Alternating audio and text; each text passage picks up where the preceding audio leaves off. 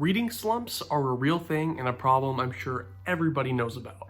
And it's one of the most frustrating things to experience when you want to read, but you also just can't get yourself to. I mean, it's already hard enough in itself to find a time to have a really good reading session anyways, but when you have a reading slump on top of that, it just adds to the frustration. But one thing I've noticed over time, a lot of my reading slumps personally have been entirely caused by me unintentionally, and I'll tell you why. I found a nonfiction book, right? I'd read it and it's like, oh my gosh, I love nonfiction. This is crazy. Like, real life, real stories always fascinated me more than fictional stories. Or so I thought. The way my brain kind of worked was, oh my gosh, I want more of this. And I only want this.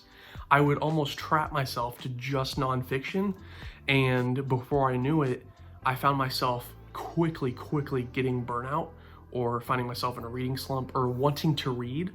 And having the time to read, but never actually picking up a book to read because without knowing it, I didn't really want to read nonfiction. I kind of limited myself to just nonfiction. I found myself in that situation more than once, and I always confused myself because it's like, oh, I love nonfiction. It's my favorite genre. Why do I not want to read it? Well, it's because I'm only limiting myself and allowing myself to read nonfiction. And by far, that's the biggest mistake I could have ever made. For reading. You don't want to limit yourself in your own hobby that you enjoy. The biggest problem, and I know a lot of other people have experienced this as well, you get so hooked on one genre, right? You become almost too loyal to it. You don't want to leave that genre. You think that genre is better than the others. I know personally, I almost saw nonfiction as above fiction. That's how my brain was tricking myself into believing it for some reason. But it's just clearly not, it's not the reality. That's not the case. That's not how it is. The thing with nonfiction and the way I tricked myself was I always thought nonfiction was more valuable because it was real, because it was true, because it was mostly dealing with facts. And at the time, I'm like, fiction is just fiction. It's just made up stories. There's nothing of value to take away from it. I can't even say that really anymore without even almost laughing at myself because it's so completely untrue. So obviously I was just dead wrong. And this was, again, it was quite the opposite. I get more, and many other people get more and learn more. Whatever you can really think about, you can almost get more of that out of fiction, especially nowadays with how many great authors there are. But at that time, I convinced myself that even fiction did not bring any value to the table because I was so loyal to one genre because I thought that's what I liked. I thought that's who I was. I thought I was just a nonfiction guy. But here's the reality of the situation.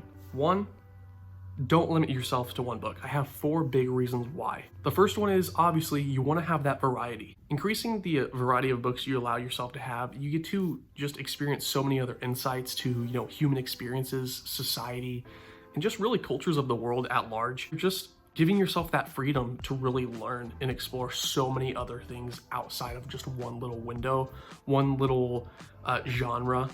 Because there's just so many options out there. And that actually takes me perfectly to my second point that I wanted to make. Second one is personal growth.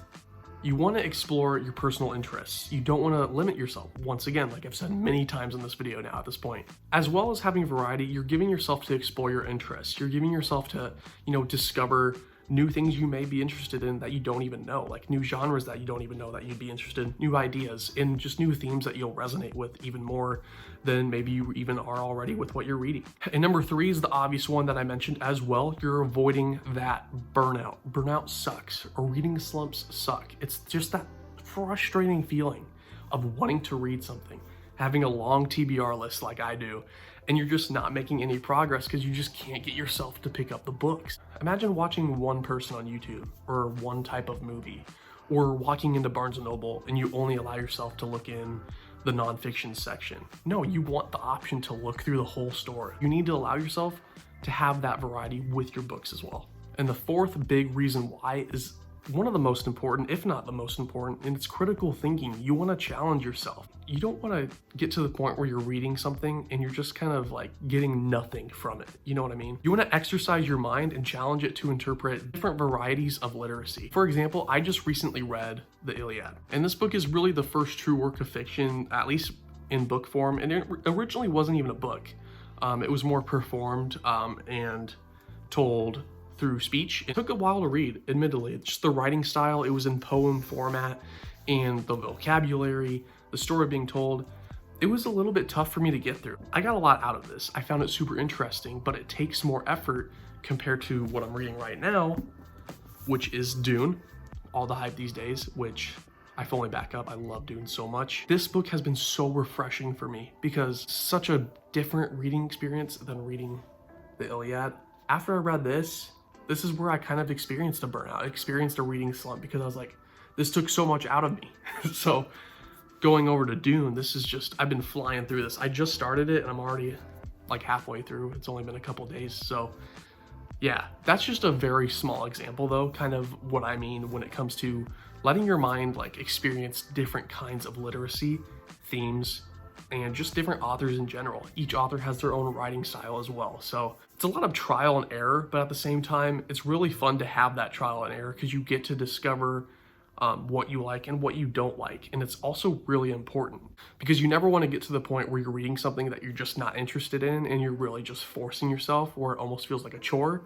Defeats the whole purpose of reading. Honestly, there's nothing you're getting out of that if you don't enjoy the experience. Those are the 4 big reasons why it is super important to give yourself that variety, broaden your horizons with books, and just allow yourself to discover something you don't even know that you enjoy yet. You have to allow yourself to just have an open mind for pretty much all literature. It's an easy trap to find yourself in, but as long as you remember that there's so many different genres out there and there's so many different values. Each one is valuable in their own way, whether it's nonfiction, fiction, romance, a thriller, horror, whatever it may be, anything. There's something to take away from each one of those genres. And it's extraordinarily important to give yourself the opportunity and not handcuff yourself to one. I hope this video brought some value.